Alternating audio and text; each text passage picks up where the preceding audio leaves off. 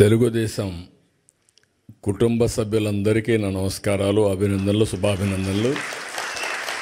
ఈరోజు ప్రత్యేకంగా ఎన్ఆర్ఐస్ అందరూ వచ్చారు, కానీ ఇందులో మెజారిటీ నా లెక్క ప్రకారం 100% ఎన్ఆర్ఐ తెలుగుదేశం పార్టీ కార్యకర్తలే. ఆ బ్యాక్గ్రౌండ్ వాళ్ళు ఎక్కువ వచ్చారు. వాళ్ళందరికీ కూడా అభినందనలు. ఇప్పుడే ముగ్గురి స్పీచెస్ విన్నారు మీరు. నేను అందుకనే ఎనర్జెటిక్గా ఉండాలంటే యంగ్స్టర్స్ రావాలని మొట్టమొదటిసారిగా రాజకీయాల్లో పెద్ద ఎత్తున మార్పులు తీసుకొచ్చాను. దానికి నిదర్శనం స్టేజ్ పైన ఉండే వీళ్ళు ముగ్గురు ఒక ఎగ్జాంపుల్ అని చెప్పి కూడా నేను మీకు తెలియజేస్తున్నా. ఒక చిన్న వయసు, అవకాశాలు ఇస్తే అందిపుచ్చుకునే స్ఫూర్తి.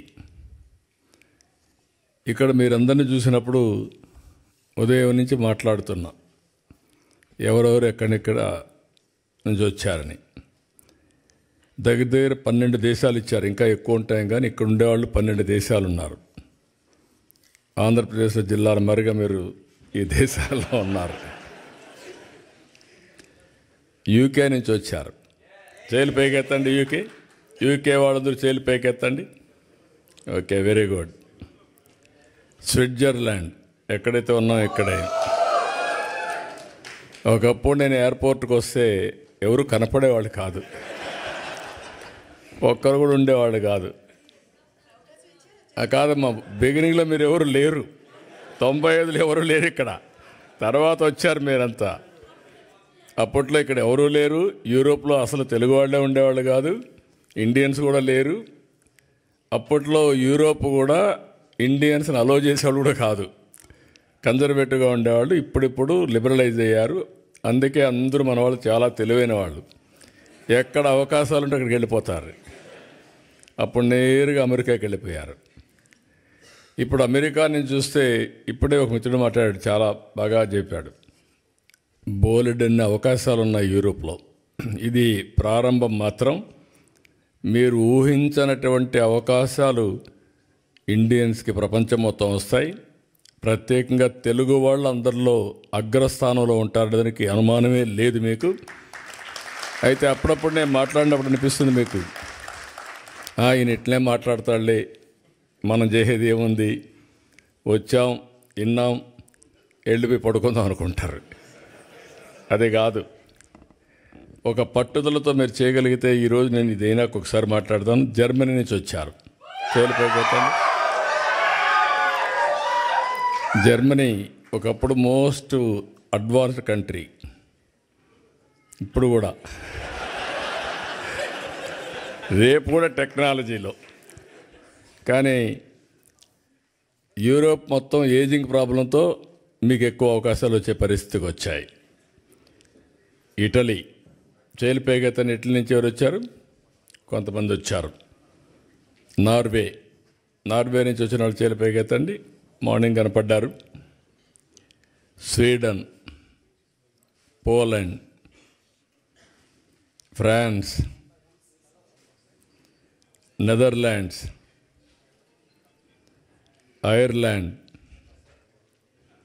బెల్జియం, ఆస్ట్రియా,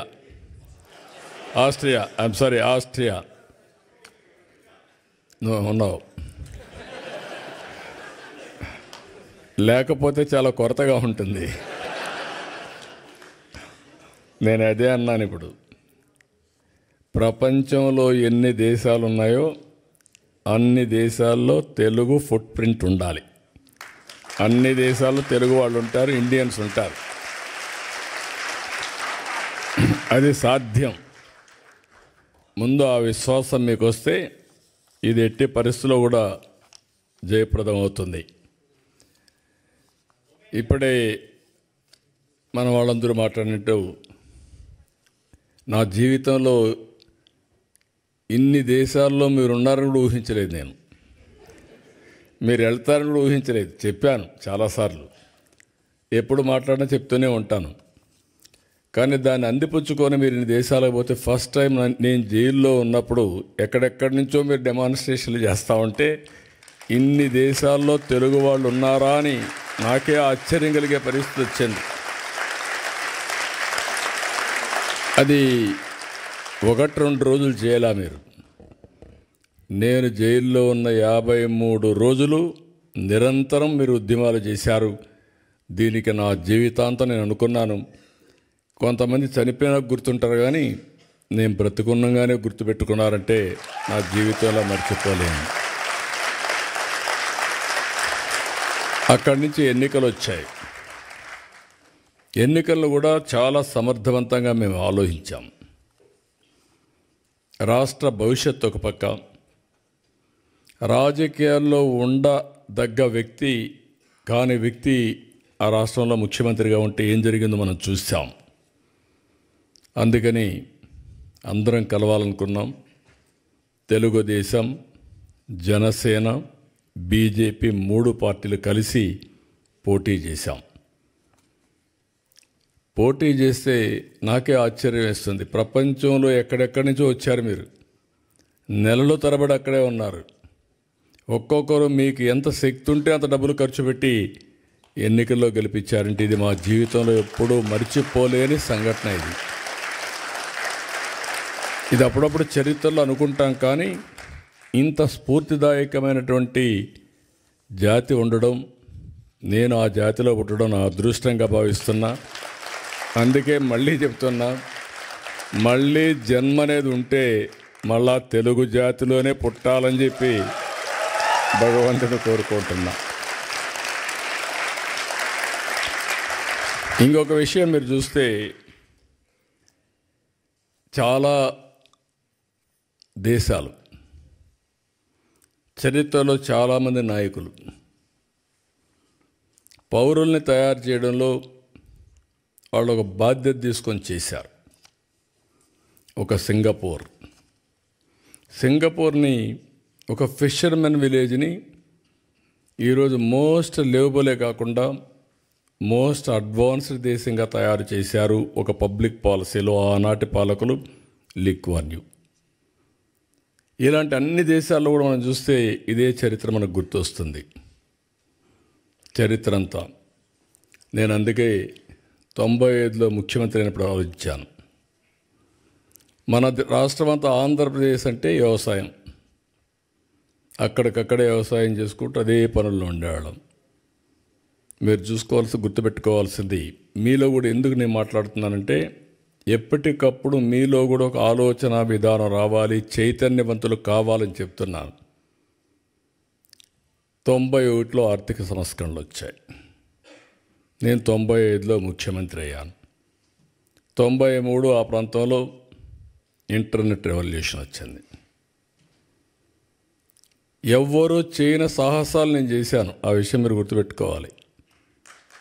మొట్టమొదటిగా 2nd జనరేషన్ రిఫార్మ్స్ నేను ప్రారంభించాను. అక్కడి నుంచి ఐటీకి ప్రాధాన్యత ఇచ్చాను. ఐటీ అంటే ఎవరికి అర్థం కానప్పుడు ఐటీని గురించి మాట్లాడమే కాకుండా ఊరూరులో పోయి చెప్పా, మీ పిల్లలకు డబ్బులు ఇవ్వడం కాదు కావాల్సింది, మీ పిల్లలు ప్రయోజకులు కావాలంటే బాగా చదివించండి. మీరిచ్చే 100 ఎకరాలు 50 ఎకరాలు ₹1,00,00,000 లెక్క కాదు, కొన్ని వేల కోట్లు సంపాదించే తెలివితేటలు వస్తాయి వీళ్ళకని చెప్పి ఆ రోజు చెప్పాను. చాలామంది మీరు చూస్తే చరిత్రలో విలేజ్ నుంచి మండలానికో టౌన్కి వెళ్ళిపోయి పిల్లల్ని చదివించడానికి కాపురాలు పెట్టారు. అంటే నా మాట మీద నమ్మారు. నమ్మిన వాళ్ళందరూ బెనిఫిట్ అయ్యారు, నమ్మని వాళ్ళు మళ్ళీ కొంచెం నష్టపోయారు. అది వేరే విషయం. చరిత్రలో అందరూ నమ్మలేరు. అదే మరి హైదరాబాద్ని డెవలప్ చేస్తామంటే నేను చెప్పా ఏం జరగబోతుందో హైదరాబాద్లో అని. తెలివైన వాళ్ళు, ముందుండేవాళ్ళు, పెట్టుబడులు, అది కూడా చెప్పాను. మీరు కూడా భూమి అమ్మద్దండి అని కూడా చెప్పేవాడిని. ఇప్పుడు అమ్మేస్తే మళ్ళీ విలువ పెరుగుతుంది, అప్పుడు బాధపడతారు, ఏదో అవసరం కొద్దికే ఇచ్చేయమని చెప్పాను. ఈరోజు హైదరాబాద్ వల్ల తెలంగాణ రాష్ట్రానికి దేశంలో నెంబర్ 1 పర్ క్యాపిటా ఇన్కమ్ వచ్చిందంటే ఆ రోజు నేను వేసిన ఫౌండేషనే దానికి కారణం.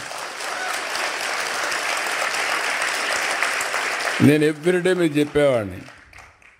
ఫస్ట్ డేస్లో బిగినింగ్లో మీరంతా కూడా ఉద్యోగాలు చేస్తూ ఉంటే అప్పుడంతా కూడా పెద్ద ఉద్యోగాలు లేవు, మీరు గుర్తుపెట్టుకోవాలి. అప్పుడంతా కూడా జాబ్ వర్క్. అమెరికాలో డాక్టర్లు డే టైం పనిచేస్తారు, ఆ స్క్రిప్ట్లంతా ఇండియాకి పంపిస్తారు, అవన్నీ టైప్ చేసి మళ్ళీ అప్డేట్ చేస్తే మార్నింగ్ డాక్టర్ వస్తానే అది చూసుకొని నెక్స్ట్ ముందుకు పోతాడు. అది బిగినింగ్లో మనం చేసింది. కొన్నిసార్లు ఆ పనులు కూడా మన వాళ్ళకు ఆ ప్రొనౌన్సియేషన్ తెలియకుండా ఇబ్బంది పడితే లండన్ నుంచి ఇంగ్లీష్ లెక్చరర్ని తీసుకొచ్చి మీకు అప్పట్లోనే ట్రైనింగ్ ఇప్పించా.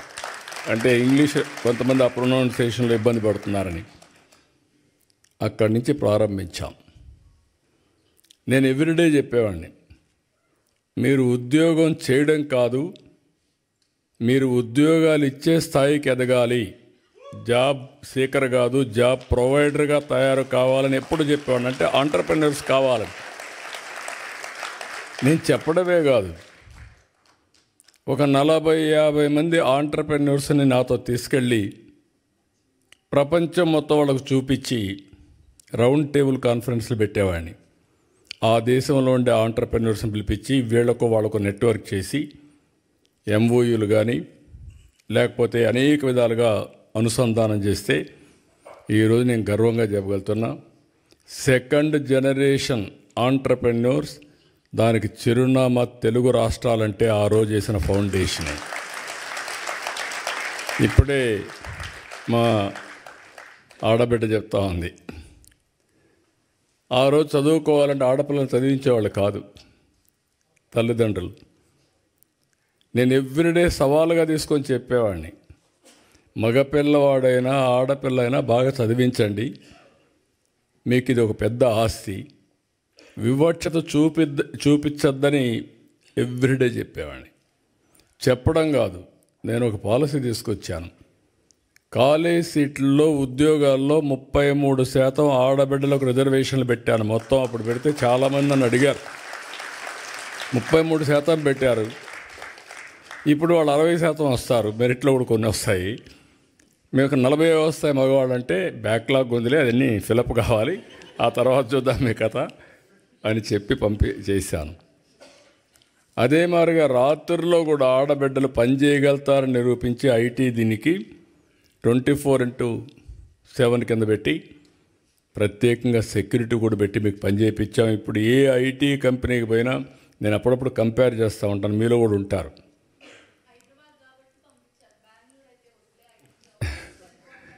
అదేమ్మా, ఇప్పుడు మీరు చూస్తే అప్పుడప్పుడు నేను అడుగుతూ ఉంటాను, భర్త భార్య ఇద్దరు ఐటీ ప్రొఫెషనల్స్ ఉంటారు, ఎవరికి ఆదాయం ఎక్కువ వస్తుందంటే ఏమంటారు, మగవాళ్ళు ఏమంటారు, గెస్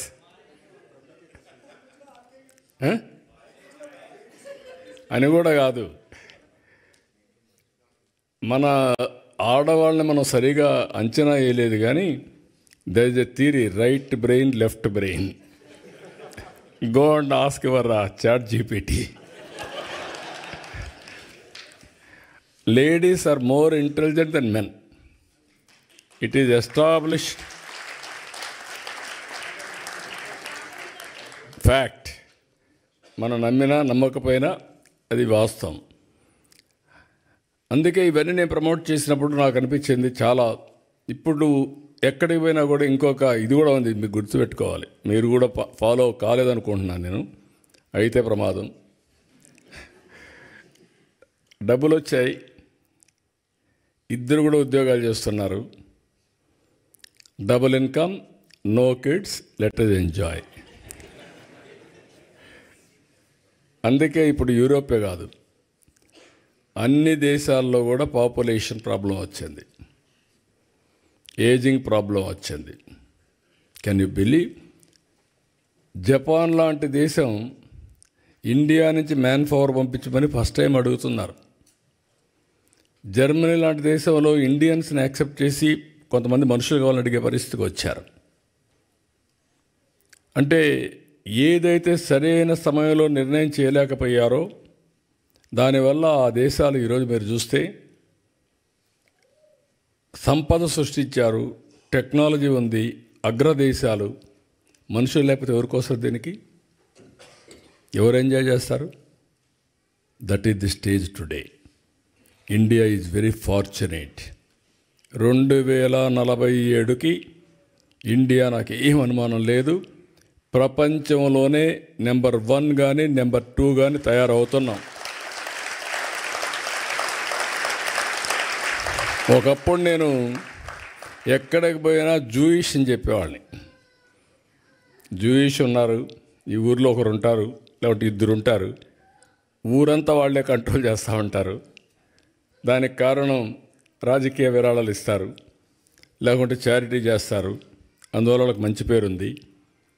మీరు ఎప్పుడైనా ఒక రోజున వాళ్ళని క్రాస్ చేయాలని చెప్పేవాడిని.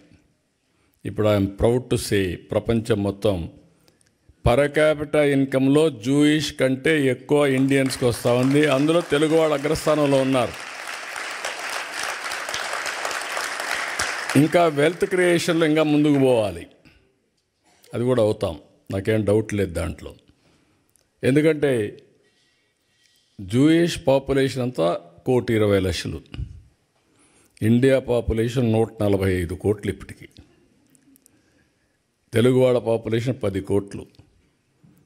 తెలుగు వాళ్ళు ఒక 3-4 కోట్లు ప్రపంచం అంతా వెళ్ళిపోతే ఒక 2 కోట్లు ఇంకా మీరు ప్రపంచాన్ని అంతా మీరే దున్నేస్తారు, నాకేం అనుమానం లేదు. ఇప్పుడే అంటున్నాడు రామ్మోహన్ నాయుడు అని, మీరు తిరిగి వచ్చేయండి అని. అదే మరి లోకేష్ గారు అన్నారు, మీరు వచ్చేసి డెవలప్ చేయాలని. నేను రమ్మనడం లేదు మిమ్మల్ని ఇక్కడే ఉండమంటున్నా, ఇంకా ఎక్స్పాండ్ కావాలని కోరుకుంటున్నా. నా విజన్కు వాళ్ళ విజన్కు అదే వ్యత్యాసం. నేను అనేది ఏంటంటే గ్లోబల్ లీడర్స్ కావాలనుకున్నా. ముందు global citizens, global leaders. Distance is not the criteria. మీరు స్విట్జర్లాండ్లో కూర్చోండి, డెన్మార్క్లో కూర్చోండి, జర్మనీలో కూర్చోండి, ఆంధ్రప్రదేశ్ అభివృద్ధి చేయాలంటే ఫోన్ తీసుకుంటే పని అయిపోతుంది. అది ఈరోజు మన పరిస్థితి. అందుకే నేను ఇచ్చిన పిలుపు ఏంటంటే తెలుగు వాళ్ళందరూ ప్రపంచం అంతా ఉండాలి. కర్మభూమికి మీరు సహకరించాలి. మళ్ళీ చెప్తున్నా, మీరు ఎక్కడున్నారో అది కర్మభూమి. అవకాశాలు ఇచ్చింది మీకు. ఇచ్చినప్పుడు ఇక్కడ కర్మభూమికి మీరు పట్టించుకోకపోతే మీ మీద అసూయ వస్తుంది, అది కరెక్ట్ కాదు. అదే సమయంలో మీకు అవకాశాలు ఇవ్వడానికి మీకు అవకాశం కల్పించింది జన్మభూమి, మీ స్వగ్రామం. 2 కూడా బ్యాలెన్స్ చేయాలని మరొక్కసారి మిమ్మల్ని అందరినీ కోరుకుంటున్నా. చేస్తారని చెప్పి కూడా నేను ఆశిస్తున్నా. ఇది ఒక పద్ధతి ప్రకారం మనం పెట్టుకోగలిగితే ఏదైనా సాధ్యం. ఇక్కడ ఈరోజు నేను మాట్లాడినప్పుడు చూశాను, ఇక్కడ ఉండే వాళ్ళల్లో ఎంతమంది ఆంట్రప్రెన్యూర్స్గా ఉన్నారో చేతులు పైకెత్తండి. ఆంట్రప్రెన్యూర్స్, ఓకే. ఎంతమంది ప్రొఫెషనల్గా ఉద్యోగాలు చేస్తున్నారు చేతులు పైకెత్తండి. ఓకే. ఎంతమంది ఇంట్లో 2 ఉంటే భార్యాభర్త ఉద్యోగాలు చేస్తున్నారు, వాళ్ళు పైకెత్తండి.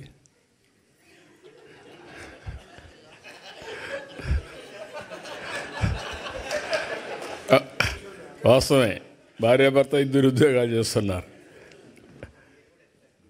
నేను లోకేష్ గారు చెప్పినట్టు నేను ఒక రాజకీయాల్లో కూడా చాలా ఒక రెవల్యూషన్గా చేయాలని నా కోరిక. ఎవరైనా సరే ఏ ఫీల్డ్లో ఉన్నా రాణించాలంటే ఆర్థికంగా ఇబ్బందులు లేకుండా ఉండాలి.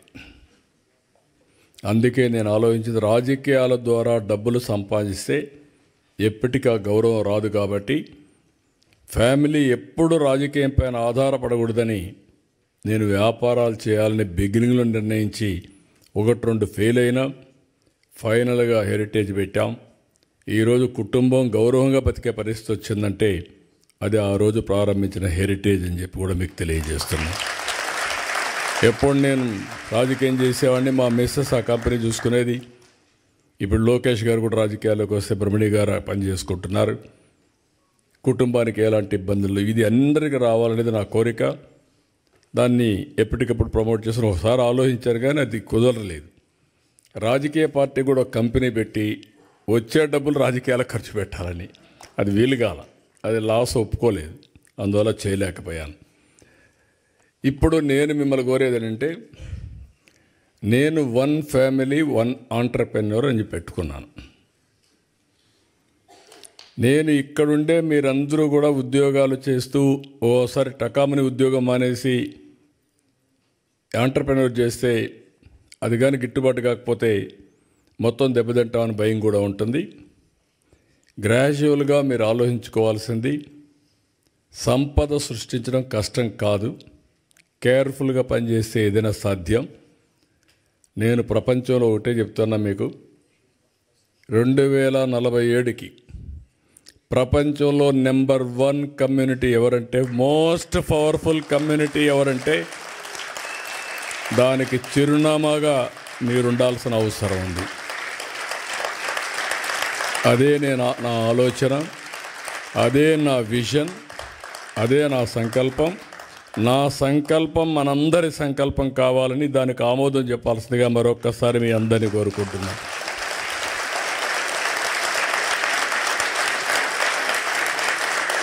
ఒక వ్యవసాయం చేసే కుటుంబం నుంచి వచ్చాం. ఏమీ లేకుండా కూలి చేసుకునే కుటుంబాల నుంచి వచ్చాం. ఈరోజు ప్రపంచం ఎక్కడ పోయినా అక్కడ రాణించే పరిస్థితికి వచ్చాం. ఈ స్థాయి నుంచి ఇంకొక స్థాయికి పోవడం పెద్ద కష్టం కాదు, ఇది మీరు దృష్టిలో పెట్టుకోండి.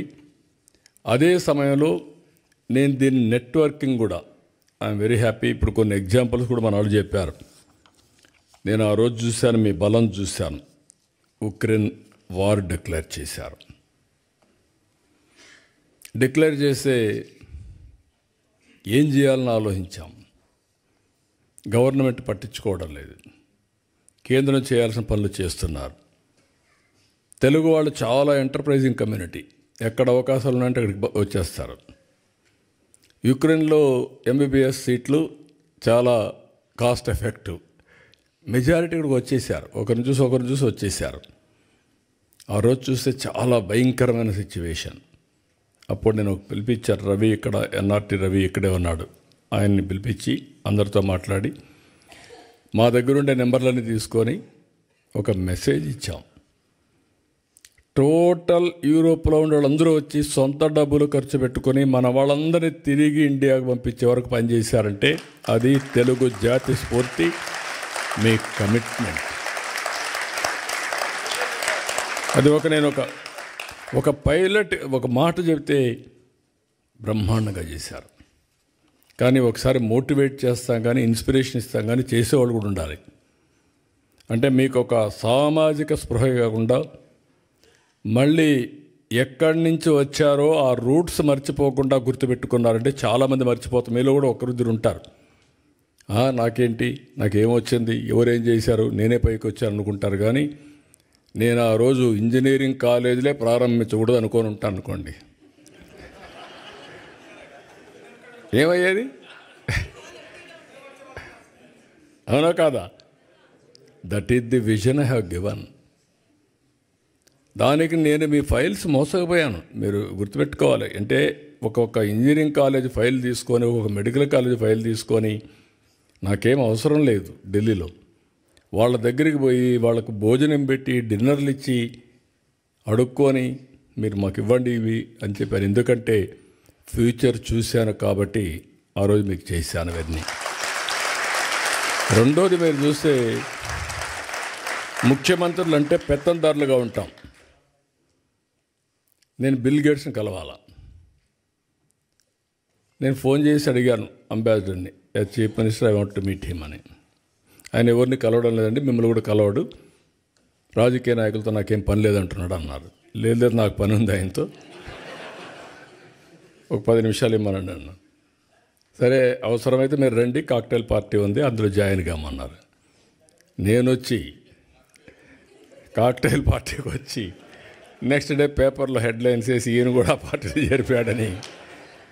కరెక్ట్ కాదండి, ఓన్లీ 5-10 మినిట్స్ కావాలని చెప్పి అడిగాను, ఇచ్చాడు. దానికి 3 రోజులు ప్రిపేర్ అయ్యాను. ప్రిపేర్ అయ్యి విజన్ డాక్యుమెంట్ విజన్ చేసి ఒకటే మాట చెప్పాను నేను ఆయనకి. నా దగ్గర కూర్చున్నాడు ఇదే మరిగా. 5 మినిట్స్ అన్నారు.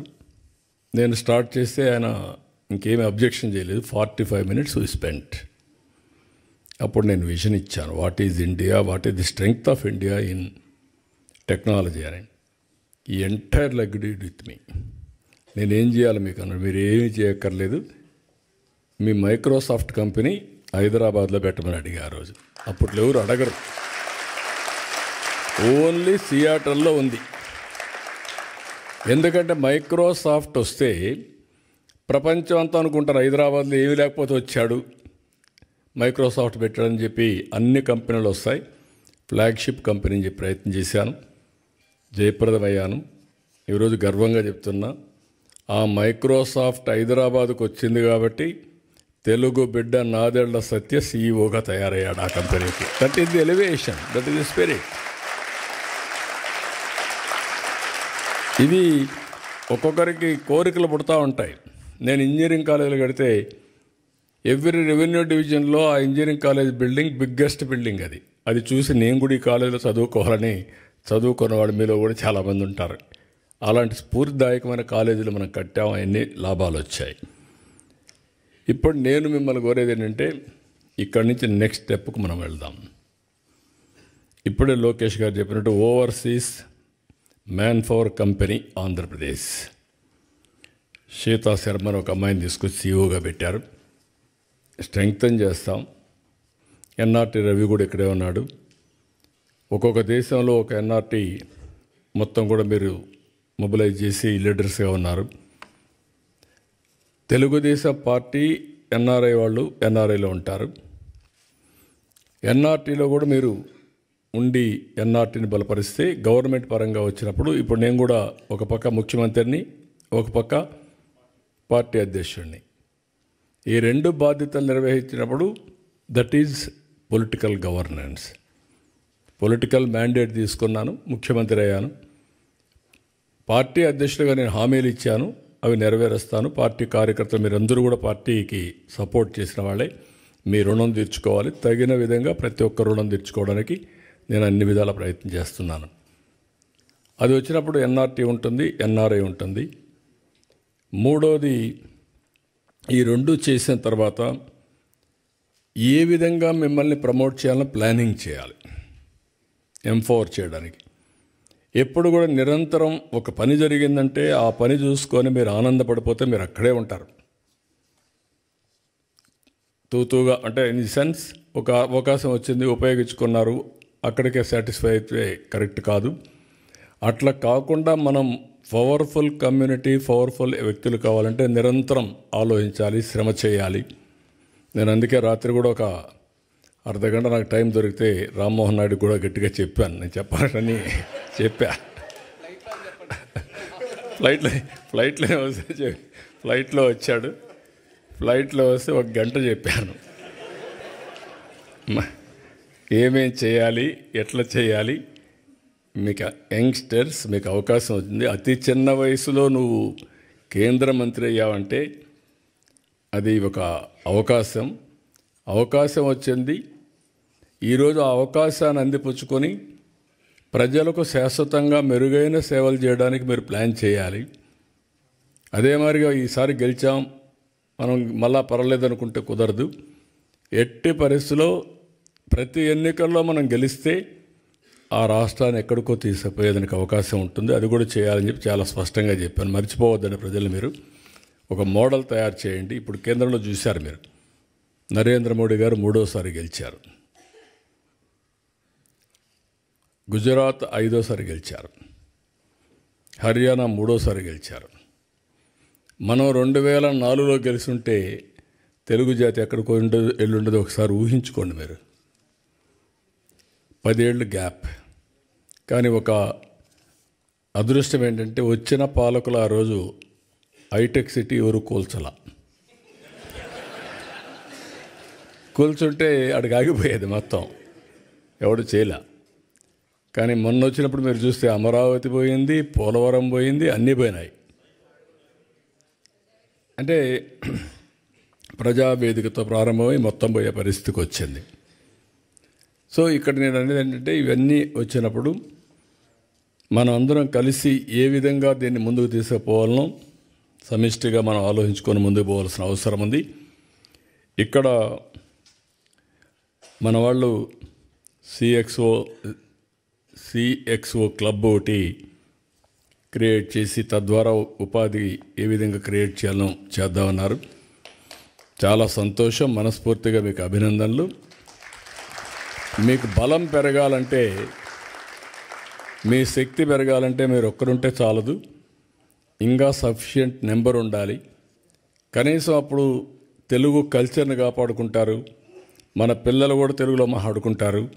లేకుంటే మీ తర్వాత మీ పిల్లలు కూడా మర్చిపోయే పరిస్థితికి వస్తారు. దానికి మీరు దోహదం చేయాల్సిన అవసరం ఉంది. నేను దీన్ని చాలా సిస్టమేటిక్గా ఆలోచిస్తాను. 2 విషయాలు ఆలోచించుకొని మీరు వర్కౌట్ చేయండి. నవేడేస్ మీరు వచ్చి ఫిజికల్గా పనిచేస్తున్నారు, ఫ్లెక్సిబుల్ వర్కింగ్ వచ్చేసింది. నాకు ఎప్పుడు పని కావాలంటే అప్పుడు పని చేయించుకుంటా, నాకు ఎప్పుడు టైం ఉంటే అప్పుడు పని చేస్తా. Physical virtual reality. ఫిజికల్గా అవసరమైతే తప్పకుండా driver 1 hour 2 hours 3 hours driving చేయాలి. ఇప్పుడు బార్బర్ ఉంటాడు, సెలూన్కి పోవాలి, 1 అవర్ 2 అవర్స్ పని ఉంటుంది. 50% ఆఫ్ ది వర్క్స్ ఒక్కొక్కసారి ఆన్లైన్లో అయిపోతాయి. ఇలాంటివి ఉన్నప్పుడు నేనేం చేద్దాం అనుకుంటున్నానంటే మీరు కూడా కోఆపరేట్ చేస్తే ఆంధ్రప్రదేశ్లో ఇంటి దగ్గర కూర్చొని వర్క్ ఫ్రమ్ హోమ్ అవకాశాలు ఎక్కడుంటాయో ప్రపంచంలో మొత్తం తీసుకొచ్చి ఆంధ్రప్రదేశ్ని ఒక వర్క్ ఫ్రమ్ హోమ్ హబ్గా తయారు చేయాలని నా కోరిక. చాలామంది ఉమెన్ ఉన్నారు, చదువుకున్నారు, ఇంట్లో చిన్న చిన్న పనులు ఉంటాయి, పిల్లల్ని చూసుకుంటారు, వంట చేసుకుంటారు. కానీ ఒక 5-6 గంటల టైం ఉంటుంది. ఆ 5-6 గంటలు కానీ పనిచేస్తే 40,000-50,000 రూపాయలు మినిమం ఆ తెలివితేటలను బట్టి డబ్బులు వస్తాయి. అదే మరి కోవర్కింగ్ స్పేస్ కానీ, ఇంకొక పక్కన జీసీసీ కానీ, ఇలాంటివన్నీ కూడా నాలెడ్జ్ ఎకానమీలో తీసుకుపోవాలనుకుంటున్నాను. ఇన్వెస్ట్మెంట్ ఒక పక్కన, ఇంకొక పక్కన మీరందరూ కానీ ఎక్కడికక్కడ వర్కౌట్ చేస్తే ఇక్కడ కంపెనీస్కి అవసరమైతే మ్యాన్ పవర్ని ఫిజికల్గా కానీ వర్చువల్గా కానీ రిక్రూట్ చేసి మనం ముందుకు పోయే పరిస్థితి వస్తుంది. ఈ విషయం కూడా మీరు గుర్తుపెట్టుకోవాలి. రెండోది, అందరూ కూడా ప్రతి ఒక్క ఇంటికి ఒకరు లేకుంటే ఇంట్లో ఉండాలందరూ ఆర్టిఫిషియల్ ఇంటెలిజెన్స్ అడాప్ట్ చేసుకోవాలి. ఒకప్పుడు ఐటీ మాట్లాడాను, ఇప్పుడు మీరు ఏ డెసిషన్ తీసుకోవాలన్నా ఇమ్మీడియట్గా అడగండి చాట్ జీపీటీని, క్వశ్చన్స్ అడగండి, ఇట్ విల్ ఆన్సర్. అల్టిమేట్గా మీ మైండ్ కూడా స్టిమ్యులేట్ అవుతుంది. ఇప్పుడు ఎవరైనా సరే డెసిషన్ తీసుకునే మునుపు 10 మందితో మాట్లాడిన వాళ్ళు కరెక్ట్ డెసిషన్ తీసుకుంటారు, ఎవరితో మాట్లాడకపోతే తప్పుడు డెసిషన్ తీసుకుంటారు. ఇప్పుడు ఆ పని 10 మందితో మాట్లాడలేని వాళ్ళందరూ చాట్ జీపీటీతో మాట్లాడితే లేకుంటే ఏఐతో మాట్లాడితే వస్తుంది. నేను కూడా ఆలోచిస్తున్నా, వీలైతే ఏఐ అనేది గవర్నమెంట్ ఆఫ్ ఇండియా కానీ ఆంధ్రప్రదేశ్ కానీ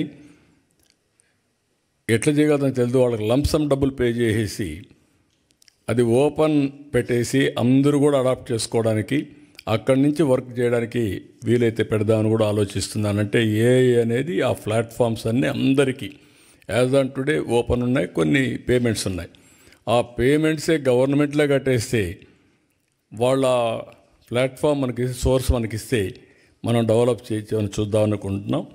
ఇది కూడా మీరు గుర్తుపెట్టుకొని ఏ విధంగా చేయాలో మీరు చేయాల్సి నేను కోరుతున్నాను. ఇంకొక పక్కన ఈరోజు నేను ఒక విజన్ డాక్యుమెంట్ తయారు చేశాను. ఆ విజన్ డాక్యుమెంట్ గురించి ఎక్కువ నేను మాట్లాడిన, ఎందుకంటే మళ్ళీ టైం లేదు కాబట్టి ఫొటోస్ కూడా కావాలి మీకు. మళ్ళీ మాకు అక్కడ ఫంక్షన్ కూడా ఉంది, దానికి ఎక్కువ టైం ఇస్తున్నాం. 2047కి స్పష్టమైన గైడ్లైన్స్ ఇచ్చాను. ఒక 10 ప్రిన్సిపల్స్ పెట్టాను. జీరో పావర్టీ, అదే మరిగా ఉద్యోగాల కల్పన, అదే మరిగా population management, skill development, human resource development, ఇంకో పక్క వాటర్. అందుకే ఇప్పుడు కొత్తగా మీరు చూస్తే గోదావరి నుంచి బనకచెర్లకు నీళ్లు తీసుకుపోవాలనుకుంటున్నా. అది వస్తే పెద్ద గేమ్ చేంజర్గా అవుతుంది. అది కూడా వర్కౌట్ చేస్తున్నాం. ఇంకో పక్క వ్యవసాయం పైన ఎక్కువ శ్రద్ధ పెడుతున్నాం. గ్లోబల్ బెస్ట్ లాజిస్టిక్స్ హబ్గా తయారు చేయాలనుకుంటున్నాం. పవర్లో మీరు ఊహించని పరిణామాలు వస్తున్నాయి. ఈరోజు మీరు చూస్తే ఇంటిపైనే కరెంటు తయారు చేసుకునే పరిస్థితికి వచ్చాం. అదే మరిగా ఈరోజు విండ్ పవర్ వచ్చింది, అదే మరి పంప్డ్ ఎనర్జీ వచ్చింది, గ్రీన్ ఎనర్జీ వచ్చింది. ఇప్పుడు ఆంధ్రప్రదేశ్కి ఒక గ్రీన్ హైడ్రోజన్ హబ్గా తయారయ్యేదానికి అవకాశాలు వచ్చాయి. దీనివల్ల కొన్ని లక్షల మందికి ఉద్యోగాలు వస్తాయి. పోర్ట్లు ఉన్నాయి కాబట్టి మన దగ్గర నుంచి మనం ఎక్స్పోర్ట్ చేసే పరిస్థితి కూడా వస్తుంది. దీనికి కూడా శ్రీకారం చుట్టి మనం ముందుకు పోతున్నాం. నేను మిమ్మల్ని అందరినీ ఇంకా ఎక్కువ టైం కాకుండా పాలసీలని తీసుకొచ్చాం, అన్నీ తీసుకొచ్చాం. ఏ విధంగా మిమ్మల్ని అందరినీ విన్ విన్ సిచ్యువేషన్లో ఆంధ్రప్రదేశ్ అభివృద్ధిలో కూడా భాగస్వాములు చేయాలని నేను కూడా ఆలోచిస్తా.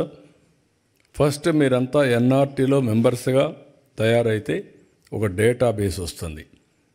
తెలుగు అసోసియేషన్స్ డిఫరెంట్గా ఉండొచ్చు, పర్వాలేదు. కానీ ఎక్కడున్నా మీరు పుట్టినటువంటి జన్మభూమి ఆంధ్రప్రదేశ్ కాబట్టి నేను ఇంకోటి కూడా చెప్తున్నాను. నేను ఆంధ్రప్రదేశ్ గురించే మాట్లాడడం లేదు, తెలుగు బిడ్డగా మాట్లాడుతున్నా. తెలుగు జాతి కోసం పనిచేస్తా. తెలుగువారు ఎక్కడున్నా ప్రపంచంలో వాళ్ళందరూ కూడా ఒకటే అని దీంతో పోతున్నాం. మన తెలుగు జాతి బాగా అభివృద్ధి అయితే దేశం కూడా అభివృద్ధి అవుతుంది. మనం అందరం కూడా ఒక్కసారి ఇది కూడా గుర్తుపెట్టుకోవాలి. ఈరోజు నరేంద్ర మోడీ గారు ఒక డిటర్మినేషన్తో పనిచేస్తున్నాడు. ఈ దేశానికి ఏదో చేయాలని తపంతో పనిచేస్తున్నాడు. వికసిత్ భారత్ ఇచ్చారు, నేను స్వర్ణ ఆంధ్రప్రదేశ్ ఇచ్చాను. వాళ్ళు వికసిత్ భారత్లో భారతదేశాన్ని నెంబర్ 1 చేయాలంటే నేను స్వర్ణ ఆంధ్రప్రదేశ్ దానికంటే అన్ని రాష్ట్రాల కంటే నెంబర్ 1 తెలుగు రాష్ట్రాలు ఉండాలి, ఆంధ్రప్రదేశ్ ఉండాలని దానికి ఒక విజన్ తయారు చేశాను. ఇప్పుడు ఇవన్నీ కూడా అమలు చేయాలంటే మీరు ఎక్కడున్నా మీరు కూడా సహకరించాలి. ప్రపంచంలో ఉండే నాలెడ్జ్ అంతా కూడా మీ దగ్గర ఉంది, మీరు గుర్తుపెట్టుకోవాలి. మీరు ఎక్స్పోజ్ అయ్యారు. ఇక్కడ రాష్ట్రంలో జరిగే డెవలప్మెంట్ మీరు చూస్తున్నారు. డిఫరెంట్ కంట్రీస్లో ఉన్నప్పుడు డిఫరెంట్ కంట్రీస్లో ఉండే బెస్ట్ ప్రాక్టీసెస్ లేకుంటే నాలెడ్జ్ మీకు అందుబాటులో ఉంది. అది అధ్యయనం చేసుకొని ఎప్పటికప్పుడు మీరు కూడా నాకు ఆలోచనలు ఇస్తే ఆ ఆలోచనలు అందిపుచ్చుకొని రాష్ట్రాన్ని అభివృద్ధి చేసే బాధ్యత నేను తీసుకుంటా. ఇంకొక పక్క మీకోసం కూడా నేను ఆలోచిస్తున్నాను. ఏం చేయాలని కూడా మీరు కూడా ఐడియాస్ ఇవ్వండి. అవి కూడా మీరు ఒకసారి చూస్తే ఏదైతే వ్యాపారాలు చేయాలంటే ఎలాంటి అవకాశాలు ఉన్నాయి, మీరు మాట్లాడుకొని చేయడం ఒక ఎత్తు అయితే, ఒకవేళ అవసరమైతే ఒక కన్సల్టెంట్ పెట్టి అవకాశాలు తీసుకొని డిబేట్ డిస్కషన్ చేసి ఒకరికి ఒకరు అందుబాటులో ఉండే విధంగా సహకరించుకునే విధంగా మనం ముందుకు పోగలిగితే అది పెద్ద స్ట్రెంగ్త్ అవుతుంది. నేను ఉక్రెయిన్ ఒక ఎగ్జాంపుల్ చెప్పాను, ఇలాంటి చాలా చేశాం. మనకందరికీ పెద్ద స్ట్రెంగ్త్ మనం కలిసి ఉంటే నోబడీ క్యాన్ డూ ఎనీథింగ్. మొన్న కూడా నేను గెలవడానికి కానీ జైల్లో ఉన్నప్పుడు అందరూ భయపడడానికి కారణం మీలో ఐకమత్యం, మీరు చూపించిన స్ఫూర్తి. ఆ విషయం నేను ఎప్పుడూ మర్చిపోలేను. నేను నా ప్రయత్నాలన్నీ చేస్తాను. ఈరోజు ఇక్కడికి వచ్చినప్పుడు కూడా ఆలోచించాను, నేను నేరుగా దావోస్కి వెళ్ళిపోవచ్చు, రాత్రి ఫ్లైట్లో నిద్ర లేదు, పోయి పడుకోవచ్చు. కానీ ఇక్కడుండే మీతో మాట్లాడాలి. మీరు ఎంతమంది ఆంట్రప్రెన్యూర్స్గా ఉన్నారు, ఎంతమంది ఉద్యోగాలు చేస్తున్నారు, నేను ఒక 10 నిమిషాలు మీతో మాట్లాడితే ఒక 10 మంది అయినా మారతారా అనే ఉద్దేశంతోనే ఈ మీటింగ్కి వచ్చాను. ఎందుకంటే ఇది రెగ్యులర్గా మనం ఇంటరాక్ట్ అవుతా ఉంటే, నేను చెప్పే ఆలోచనలు మీకు ఇస్తూ ఉంటే మీరు కూడా అవన్నీ కూడా ఆలోచించుకొని చేయగలిగితే ఆటోమేటిక్ రిజల్ట్స్ వస్తాయి. ఇంకా దీన్ని మోర్ స్ట్రక్చర్డ్గా చేద్దాం. ఆర్గనైజ్డ్గా చేద్దాం. ఆర్గనైజ్డ్గా చేసి అవసరమైతే వర్చువల్ కాన్ఫరెన్స్ తీసుకుంటాం. ఇంకొక పక్కన అవసరమైతే ఒక ఇన్స్టిట్యూట్ పెట్టాలనుకుంటాను. గ్లోబల్ లీడర్స్ని ప్రమోట్ చేయడానికి ఇండియన్ లీడర్స్ని ఒక ఇన్స్టిట్యూట్ పెట్టి ఎవరైతే ఆంటర్‌ప్రెన్యూర్స్ కావాలనుకుంటున్నారో వాళ్ళందరినీ ప్రమోట్ చేయాలని కూడా అనుకుంటున్నాను. అది కూడా సిఐతో మిగిలిన పెద్దవాళ్ళు కూడా మాట్లాడుతున్నా. దానికి కూడా శ్రీకారం చుడదాం. ఫైనల్గా నేను ఎక్కడున్నా నా మనసు మీ మీదనే ఉంటుంది, తెలుగు జాతి మీదనే ఉంటుంది, తెలుగు వాళ్ళ కోసమే ఉంటుంది. నా ఆలోచనలన్నీ కూడా చిన్న చిన్న ఆలోచనలు ఉండవు, మెగా డ్రీమ్స్ ఉంటాయి. ఆ డ్రీమ్స్ కూడా మీ జీవితాల్లో మీరంతా కూడా ఒక ఉన్నతమైన స్థానానికి వెళ్ళే విధంగా ఆలోచిస్తూ ఉంటాను. ఇవన్నీ మీరు ఉపయోగించుకోవాల్సిందిగా మరొక్కసారి కోరుకుంటూ, మీరు చూపించే ప్రేమకి రియల్గా నా జీవితంలో ఎప్పుడూ మర్చిపోలేను. ఒక మామూలు వ్యక్తికి ఇంత అసాధారణమైన గౌరవం మీరు ఇస్తున్నారంటే నా జీవితాంతం మీకు రుణపడి ఉంటా. మీకోసం పనిచేస్తా, పనిచేయడమే కాదు మీ రుణం తీర్చుకుంటానని చెప్పి మరొకసారి అందరికీ తెలియజేసుకుంటూ, వండర్ఫుల్ ఎక్స్పీరియన్స్. చాలా మీరు చూపించే ఆదరణకు నాకైతే నేను ఎంత చేసినా తక్కువే అవుతుంది. కానీ మిమ్మల్ని నేను ఎప్పటికీ మరిచిపోను. ప్రత్యేకంగా నేను చూస్తున్నా ఎన్ఆర్ఐస్లో ఉండే అభిమానం చూస్తే అక్కడ ఉండే వాళ్ళకంటే ఎన్ఆర్ఐస్లో ఇంకా ఎక్కువ అభిమానం ఉంది. ఆడ 24 గంటలు పనిచేసినా, మీరు ఎప్పుడో ఒకసారి చేసినా, ఒకసారి చేసిన పనికి వచ్చిన బెనిఫిట్ వల్ల మీరంతా ఆ అభిప్రాయం వచ్చింది. దానికి మనస్ఫూర్తిగా అభినందిస్తూ మరొకసారి అందరికీ పేరు పేరున మనస్ఫూర్తిగా నమస్కారాలు, ధన్యవాదాలు. థ్యాంక్ యూ అని అంటారు.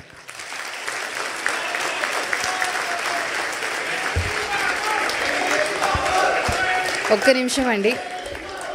దీని ముందు మాట్లాడుకున్నాం మనం తెలుగు జాతి ఉనికికి వృద్ధి కోసం.